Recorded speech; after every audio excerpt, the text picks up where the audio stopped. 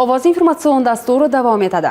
Ichimlik suvidan noqonuniy foydalangan issiqxona mas'uliga chora ko'rildi. Bugungi kunda ichimlik suvi oddiy bir resurs emas, u har bir xonadon, har bir oila uchun muhim bo'lgan bebaho ne'matdir. Shu sababli undan noqonuniy foydalanish, suv tarmoqlariga o'zboshimchalik bilan ulanish va suvni isrof qilishga murosasiz munosabatda bo'lish talab etiladi. Biroq ayrim holatlar borki, fuqarolar tomonidan bu jarayonga e'tiborsizlik qilinadi. Shu maqsadda Toshkent shahar hududiy qurilish va uy-joy kommunal xo'jaligi nazorati inspeksiyasi mutaxassislari tomonidan hududlarda aynan fuqarolar tomonidan ichimlik suviga o'zboshimchalik bilan ulanish holatlarini aniqlash borasida reyd tadbirlari tizimli amalga oshirib kelinmoqda. Navbatdagi nazorat tadbiri Yunusobod tumani Hasanboy mahalla hududida o'tkazildi. Reyd davomida mahalla hududida joylashgan issiqxonaning suv tizimi o'rganilganda fuqaro tomonidan ichimlik suvidan noqonuniy foydalanish holati aniqlandi.